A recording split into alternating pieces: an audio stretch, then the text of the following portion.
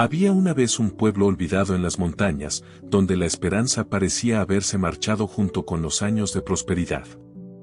Las calles polvorientas guardaban silencio, y las miradas de la gente reflejaban el cansancio de generaciones que habían visto mejores tiempos. En ese lugar vivía un hombre llamado Ricardo, el más poderoso y adinerado del pueblo. Su riqueza le había dado influencia, pero también arrogancia. Caminaba por las calles como si fuera dueño no solo de propiedades, sino del destino mismo de las personas. Ricardo poseía muchas cosas, entre ellas una mina abandonada en las afueras del pueblo. Esa mina había sido próspera décadas atrás, cuando los abuelos de los abuelos aún recordaban el sonido de los picos contra la roca y el brillo del oro a la luz de las antorchas. Pero el tiempo es cruel con las cosas olvidadas. Los túneles se habían derrumbado parcialmente, las herramientas yacían oxidadas, y los mapas antiguos que alguna vez guiaron a los mineros se habían perdido o deteriorado hasta volverse ilegibles. Para todos en el pueblo, aquella mina era un cadáver, un recuerdo muerto de tiempos mejores que jamás volverían. Ricardo lo sabía, o al menos eso creía. Para él, aquella propiedad no era más que tierra inútil, un peso muerto en sus libros de contabilidad. Así que un día decidió venderla. No porque esperara sacar mucho dinero de ella, sino simplemente para deshacerse de algo que consideraba sin valor. Publicó un anuncio modesto, casi burlón, como quien vende chatarra vieja. El precio era bajo, ridículamente bajo para lo que alguna vez había sido aquella mina. Pero Ricardo no esperaba que nadie la comprara. En su mente, era solo un gesto, una forma de demostrar que hasta lo que él desechaba era más de lo que los demás podían aspirar a tener. Los días pasaron y nadie mostró interés. Los habitantes del pueblo sabían bien que aquella mina estaba muerta. Algunos ancianos recordaban las historias de sus padres, de cómo el oro había fluido como un río dorado en los viejos tiempos, pero también recordaban el día en que todo terminó. El día en que los últimos mineros salieron con las manos vacías, derrotados, jurando que no quedaba nada más que extraer.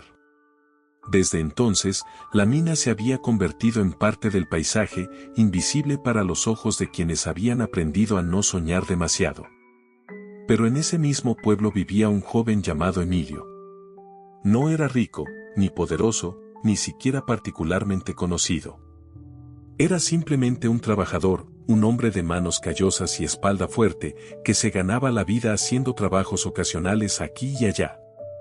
Cargaba sacos, reparaba cercas, ayudaba en las cosechas.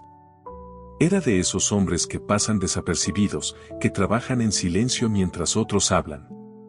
Pero Emilio tenía algo que Ricardo y muchos otros habían perdido hacía tiempo: tenía fe. No la fe ciega e ingenua de quien no conoce el mundo, sino la fe profunda y arraigada de quien ha aprendido que las cosas valiosas rara vez vienen fáciles.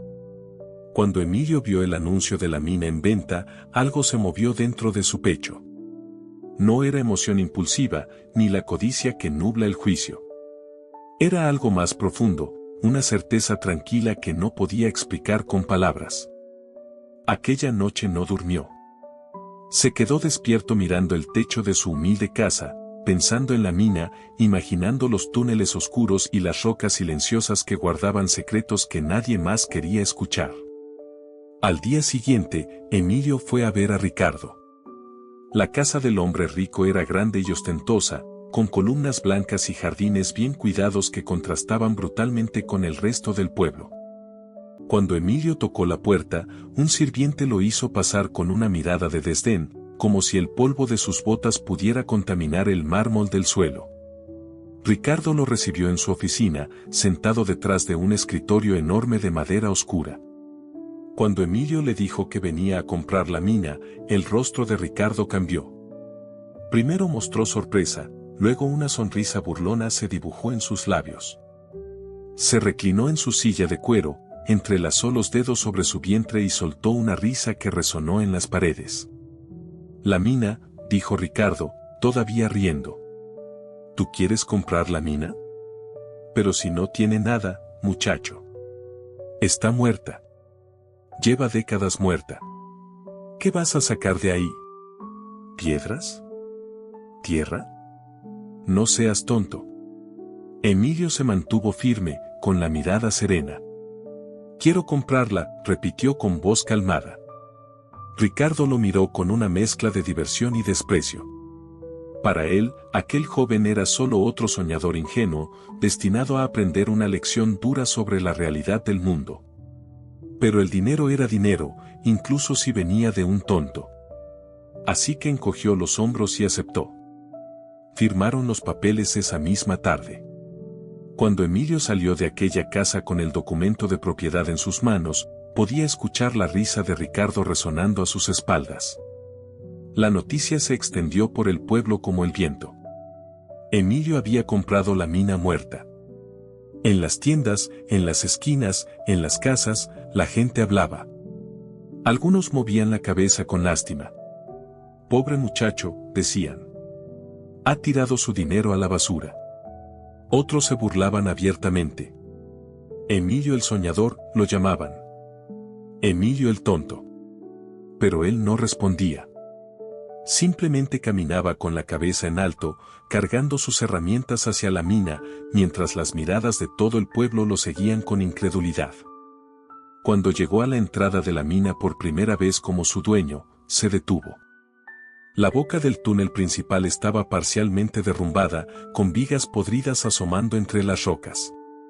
La maleza había crecido salvaje alrededor, reclamando el lugar para la naturaleza. El silencio era absoluto, roto solo por el viento que silbaba entre las grietas de la montaña. Cualquier otro hombre habría sentido miedo o duda. Pero Emilio respiró hondo, cerró los ojos por un momento, y luego entró. Los primeros días fueron brutales. Emilio trabajaba solo, completamente solo. No tenía dinero para contratar trabajadores, ni siquiera para comprar herramientas nuevas. Usaba un pico viejo que había encontrado entre los escombros de la mina, tan desgastado que cada golpe contra la roca parecía que sería el último antes de que se rompiera. Sus manos se llenaron de ampollas que se abrían y sangraban, luego se convertían en callos duros. Su espalda dolía cada mañana cuando se levantaba, pero aún así regresaba a la mina, día tras día, mientras el sol salía y se ponía sobre las montañas indiferentes. El trabajo no era solo físico. Emilio sabía que cavar al azar sería inútil. Una mina no es simplemente un agujero en la tierra, es un organismo complejo, un laberinto de venas minerales que siguen patrones que solo los ojos entrenados pueden leer. Así que comenzó a estudiar.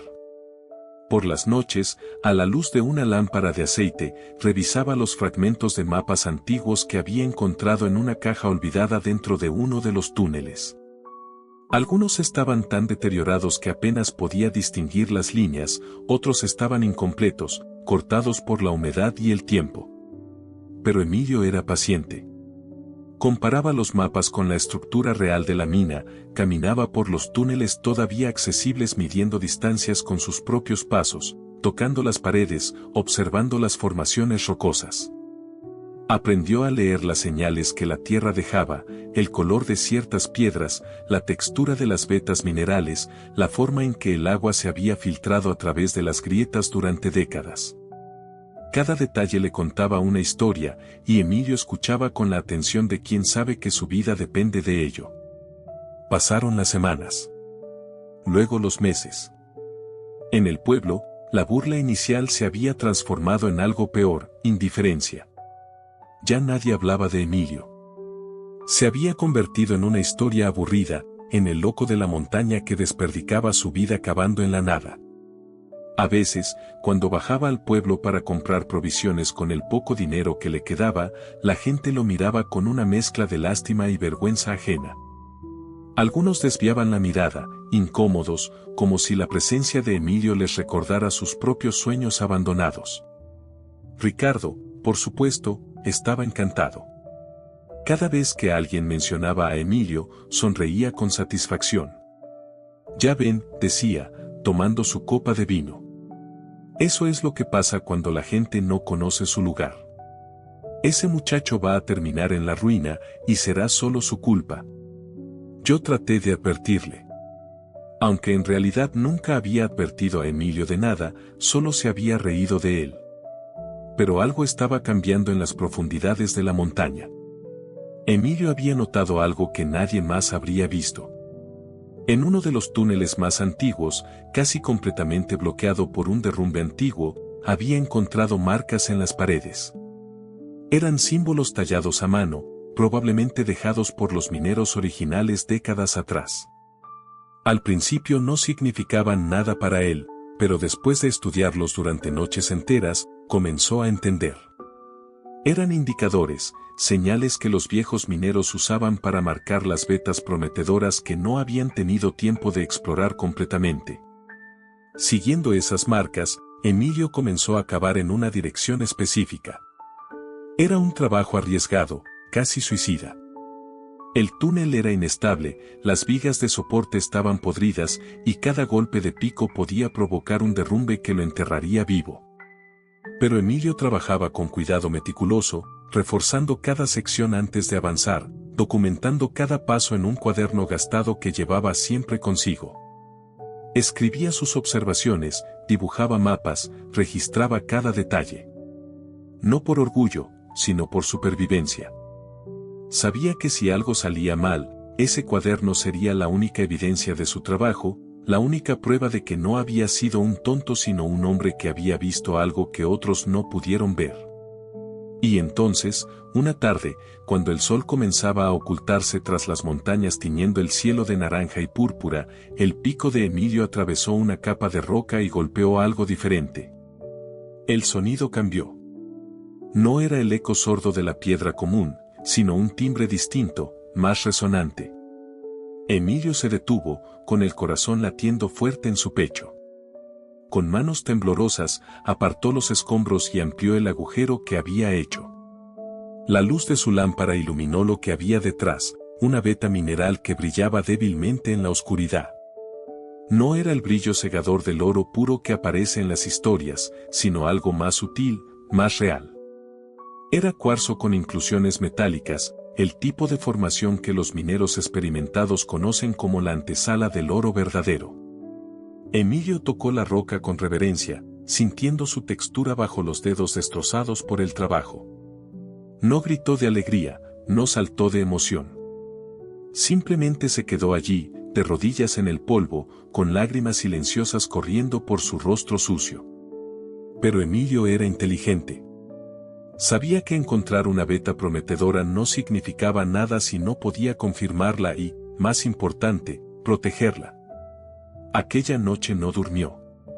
Reforzó el túnel con las mejores vigas que pudo conseguir, selló temporalmente la entrada de la nueva sección y al amanecer bajó al pueblo con un propósito claro en mente.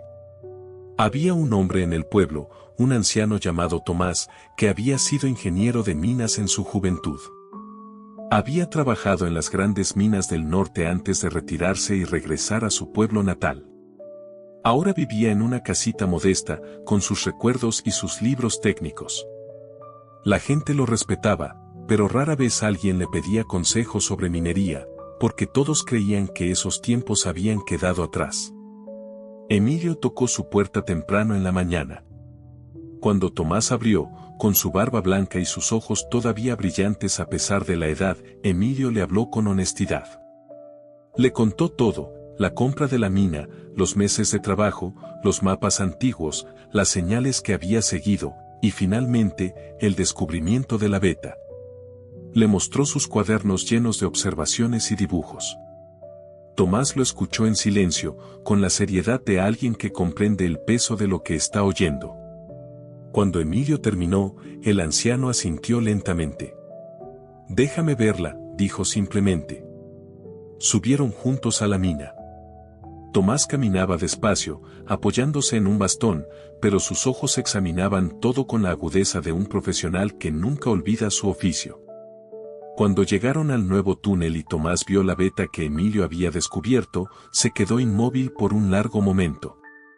Sacó una pequeña lupa de su bolsillo, raspó algunas muestras de la roca, las examinó bajo la luz. Luego se volvió hacia Emilio, y por primera vez en años, había genuina emoción en su voz. «Hijo», dijo Tomás, con una mano temblorosa sobre el hombro de Emilio, esto es real. Esto es muy real. Has encontrado lo que todos los demás pasaron por alto. Esta veta continúa hacia el interior de la montaña, y si mis ojos no me engañan, y créeme que no lo hacen después de 50 años de experiencia, esto podría ser una de las vetas más ricas que he visto en mi vida. Las palabras de Tomás resonaron en el corazón de Emilio como campanas de catedral. Pero en lugar de euforia descontrolada, sintió algo más profundo, una mezcla de gratitud y responsabilidad. Sabía que aquel momento era el punto de inflexión, el instante en que todo podía cambiar o todo podía perderse. No bastaba con haber encontrado el oro. Ahora tenía que protegerlo, extraerlo correctamente, y sobre todo, hacerlo de manera que nadie pudiera arrebatárselo. Tomás se convirtió en su guía y consejero. El anciano, que había pasado años viviendo de su pensión en la tranquilidad del retiro, sintió que la sangre volvía a correr por sus venas con propósito. Juntos trazaron un plan meticuloso. Primero, Emilio necesitaba registrar oficialmente su descubrimiento ante las autoridades mineras. Tomás lo ayudó a preparar todos los documentos necesarios, con mapas precisos, muestras de mineral debidamente catalogadas y análisis técnicos que demostraban la viabilidad de la operación. No dejaron nada al azar. Cada papel estaba en orden, cada sello en su lugar. Viajaron a la ciudad más cercana, un viaje de 2 días en autobús por caminos polvorientos. Allí, en las oficinas gubernamentales, presentaron toda la documentación. Los funcionarios, acostumbrados a tratar con grandes compañías mineras y abogados elegantes, miraron con sorpresa a aquel joven de manos callosas y ropa remendada, acompañado por un anciano de barba blanca. Pero los papeles estaban impecables. No había nada que objetar. Emilio obtuvo todos los permisos legales, todos los derechos de explotación. La mina era suya, legal y completamente. Cuando regresaron al pueblo, las cosas comenzaron a cambiar. Emilio empezó a contratar trabajadores, pero no de cualquier manera. Estableció reglas claras desde el principio, horarios seguros, equipo de protección obligatorio, descansos adecuados y salarios justos, pagados puntualmente cada semana. Para un pueblo donde el trabajo había escaseado durante años, aquellas ofertas eran como agua en el desierto. Los hombres que habían pasado meses sin empleo digno comenzaron a acercarse a Emilio, algunos con vergüenza por haberlo menospreciado antes, otros con simple necesidad. Emilio los recibía sin resentimiento. No era un hombre de rencores. Les explicaba el trabajo, les mostraba las medidas de seguridad, y les dejaba claro que en su mina no habría atajos ni improvisaciones. Cada uno de ustedes va a regresar a su casa cada noche, les decía, mirándolos a los ojos.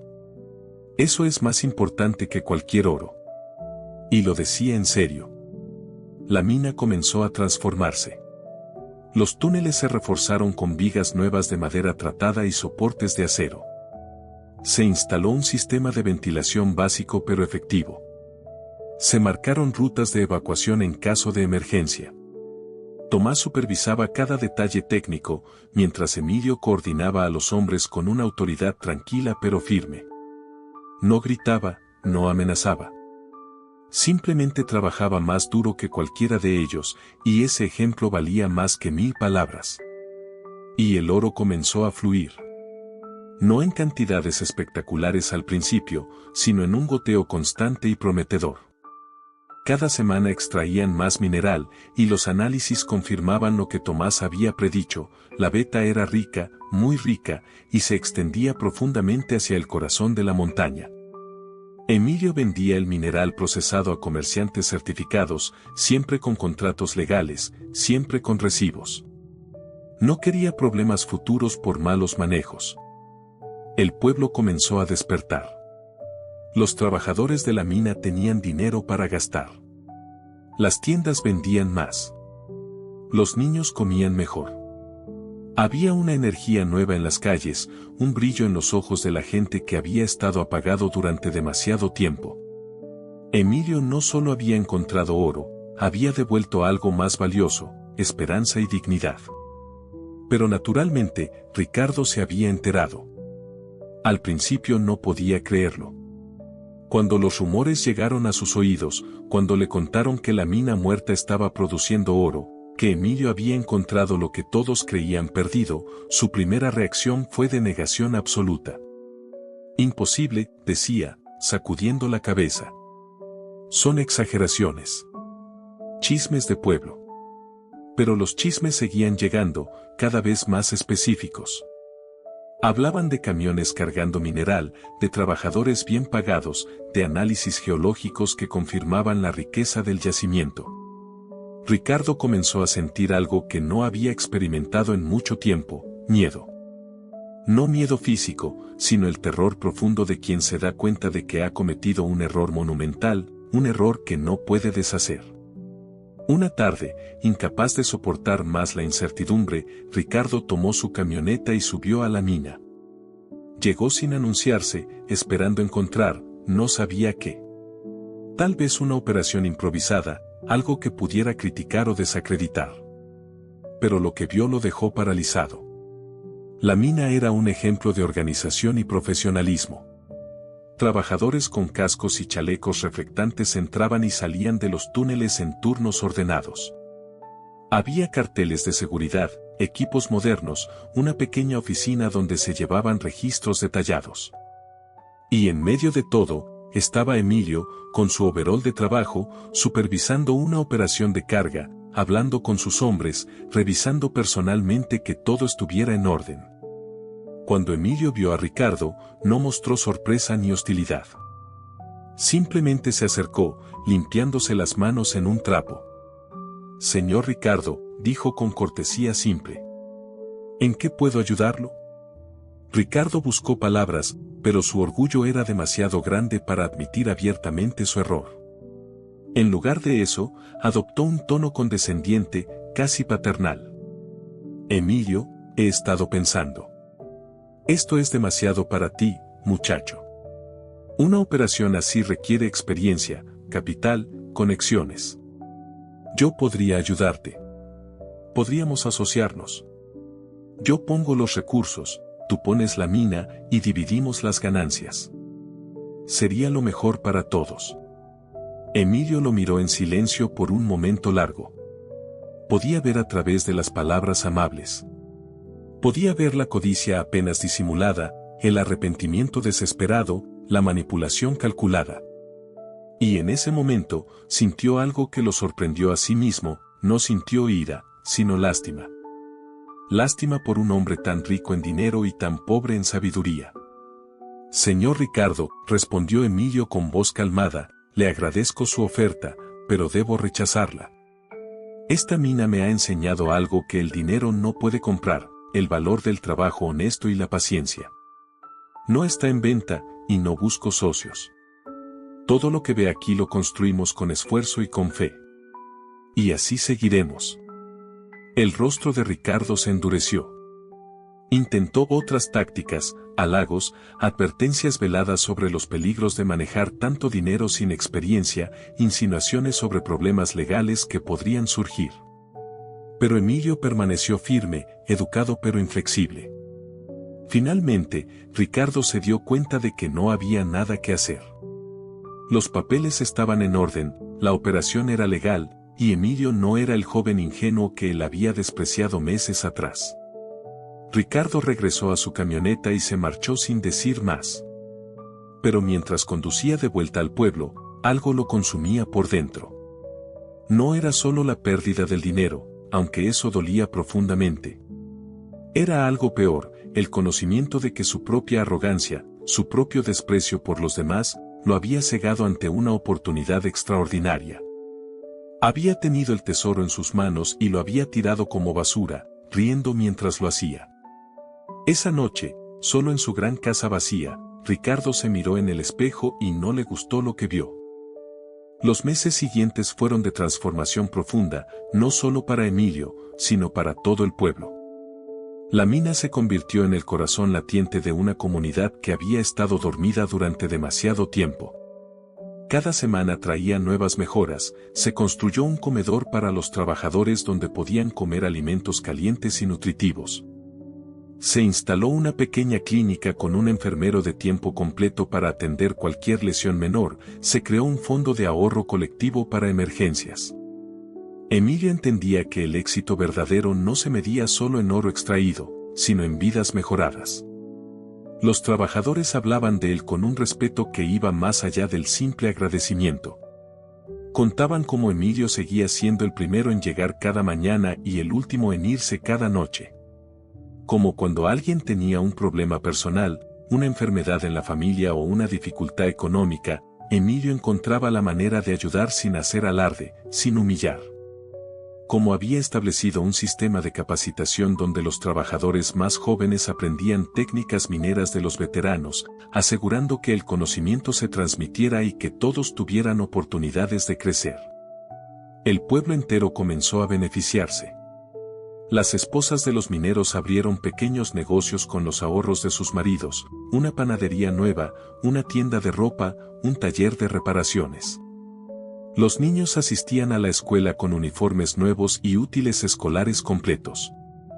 El médico del pueblo, que había considerado marcharse por falta de pacientes que pudieran pagar sus servicios, ahora tenía una consulta próspera. Era como si alguien hubiera encendido una luz después de años de oscuridad. Tomás, el viejo ingeniero, trabajaba junto a Emilio como asesor técnico y mentor. Entre los dos habían desarrollado una relación que iba más allá de lo profesional. Tomás veía en Emilio al hijo que nunca tuvo, y Emilio veía en Tomás la sabiduría de un padre. Por las noches, después del trabajo, a veces se sentaban en la entrada de la mina, mirando el atardecer sobre las montañas, compartiendo un termo de café y hablando de la vida. «Sabes», le dijo Tomás una tarde, con la voz cargada de emoción, «he trabajado en minas toda mi vida. He visto operaciones gigantescas con maquinaria que vale millones. Pero nunca, en todos mis años, he visto algo como lo que has construido aquí. Esto no es solo una mina, Emilio. Esto es una comunidad, una familia. Esto es lo que la minería debería ser siempre». Emilio sonrió, con esa sonrisa tranquila que se había vuelto su característica. «Usted me enseñó que la tierra nos da sus tesoros, don Tomás. Pero yo aprendí algo más, que esos tesoros no significan nada si no se comparten con dignidad y justicia». Mientras tanto, Ricardo vivía su propio infierno personal. No había perdido su riqueza, eso era cierto. Seguía siendo el hombre más adinerado del pueblo. Pero su dinero se había vuelto amargo en su boca. Cada vez que salía a la calle, sentía las miradas de la gente. No eran miradas de envidia o admiración como antes, sino de algo peor, lástima mezclada con desprecio. Los hombres que trabajaban en la mina de Emilio pasaban junto a él con la cabeza en alto, mientras que él, con toda su riqueza, caminaba encorvado por el peso invisible de su error. Intentó mantener su orgullo, por supuesto. En las reuniones sociales, cuando alguien mencionaba el éxito de Emilio, Ricardo forzaba una sonrisa y decía cosas como, «Bueno, yo siempre supe que había algo en esa mina. Por eso se la vendía a un precio tan razonable. Fue casi un favor». Pero nadie le creía. Todos recordaban sus burlas, su risa cruel cuando Emilio había comprado la propiedad. Sus propias palabras lo perseguían como fantasmas. Lo peor era que Ricardo había intentado, en vano, encontrar alguna falla legal en la operación de Emilio. Había contratado abogados, había revisado cada documento, cada permiso. Pero todo estaba perfectamente en orden. Emilio había hecho las cosas bien desde el principio, con paciencia y meticulosidad. No había atajos que explotar, no había errores que aprovechar. Ricardo estaba completamente impotente, y esa impotencia lo consumía más que cualquier pérdida económica. Una noche, borracho y amargado, Ricardo cometió el error de expresar públicamente su resentimiento. En la cantina del pueblo, rodeado de algunos conocidos que todavía toleraban su presencia por compromiso social, soltó veneno contra Emilio. Tuvo suerte, nada más, masculló con la lengua pastosa. Cualquier idiota con suerte puede encontrar oro. No significa que sea inteligente o trabajador. Fue pura casualidad. Uno de los hombres presentes, un minero que trabajaba para Emilio, dejó su vaso sobre la mesa con un golpe seco. Se puso de pie, miró a Ricardo directo a los ojos y habló con una voz que resonó en el silencio repentino de la cantina. Señor Ricardo, dijo el hombre, yo trabajé 6 meses sin encontrar empleo antes de que Emilio me diera una oportunidad. Ahora puedo alimentar a mis hijos, puedo pagar la medicina de mi esposa, puedo dormir por las noches sin el terror de no saber cómo vamos a sobrevivir el próximo mes. Eso no es suerte. Eso es un hombre que vio algo que usted no pudo ver, que trabajó cuando usted se burló, que creyó cuando usted se rió. Y la diferencia entre ustedes dos no es la suerte, señor. Es el carácter. El hombre salió de la cantina, seguido por otros mineros que habían estado presentes. Ricardo se quedó solo con su copa, con el silencio pesado cayendo sobre él como una sentencia. Pasaron los años. La mina de Emilio se convirtió en una de las operaciones más exitosas de la región, conocida no solo por su productividad sino por su ética laboral ejemplar. Emilio nunca se mudó a una casa grande ni compró lujos ostentosos. Vivía con sencillez, reinvertía las ganancias en mejorar las condiciones de trabajo, en crear un fondo de pensiones para sus empleados, en apoyar proyectos comunitarios. Construyó una nueva escuela para el pueblo, renovó el centro de salud, pavimentó las calles principales. Su riqueza se medía no en lo que acumulaba, sino en lo que daba. Tomás falleció pacíficamente una noche de primavera, en su sueño, con una sonrisa en el rostro. En su funeral, Emilio lloró como lloraría por un padre. Me enseñaste a leer la tierra, dijo junto a su tumba, pero más importante, me enseñaste a leer mi propio corazón. El pueblo entero asistió al entierro, porque Tomás había recuperado en sus últimos años algo que había perdido, el propósito y el respeto de su comunidad. Ricardo también cambió, aunque de una manera diferente. La amargura eventualmente se convirtió en aceptación resignada, y luego, lentamente, en una especie de humildad forzada.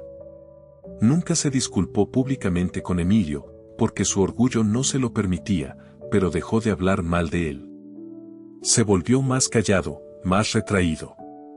Sus negocios seguían siendo prósperos, pero ya no alardeaba de ellos. Había aprendido, de la manera más dura posible, que la verdadera riqueza no se trata de cuánto tienes, sino de cuánta sabiduría posees para reconocer el valor cuando está frente a ti. Un día, muchos años después, Emilio estaba en la entrada de la mina supervisando el cambio de turno cuando vio una figura familiar acercándose por el camino polvoriento. Era Ricardo, ahora mayor, con el cabello completamente gris y la espalda un poco encorvada. Caminaba lentamente, sin la arrogancia de antes. Cuando llegó frente a Emilio, se detuvo y se quedaron mirándose en silencio por un largo momento. Solo vine a decir, comenzó Ricardo, con la voz ronca, que tenías razón. Sobre todo. No dijo más. No pidió perdón, no ofreció explicaciones. Simplemente asintió una vez, se dio la vuelta, y se marchó. Emilio lo vio alejarse y sintió paz en su corazón. No alegría por la humillación de otro hombre, sino paz. Porque había aprendido que el verdadero triunfo no es ver caer a tus adversarios, sino elevarte tú mismo tan alto que sus opiniones ya no te alcancen. Esa noche, Emilio caminó por el pueblo que había ayudado a transformar. Vio luces en las ventanas de casas que antes estaban oscuras. Escuchó risas de niños que ahora tenían futuro. Vio a hombres caminando con dignidad, sabiendo que su trabajo importaba, que su esfuerzo tenía significado. Y comprendió que el verdadero oro nunca había estado solo en la mina. El verdadero oro estaba en la fe que había mantenido cuando todos dudaban, en la paciencia que había ejercido cuando otros se apuraban, en la visión que había protegido cuando otros se burlaban. Porque al final, la vida nos enseña una lección simple pero profunda: los tesoros más valiosos no son los que se encuentran fácilmente ni los que se obtienen rápido. Los tesoros más valiosos son aquellos por los que trabajamos con honor, que compartimos con generosidad y que construimos no solo para nosotros, sino para las generaciones que vendrán después. El oro se extrae de la tierra, es cierto. Pero el legado se construye en el corazón de las personas. Y ese es un tesoro que nadie, jamás, puede arrebatarte. Emilio miró hacia las montañas, hacia la mina que había redimido, y susurró una oración de gratitud. No por el oro, sino por la sabiduría de haber sabido verlo cuando todos los demás estaban ciegos. Y en ese momento, bajo el cielo estrellado, supo que su vida tenía sentido, un sentido que ninguna cantidad de riqueza podría comprar, el sentido de haber marcado una diferencia real en el mundo.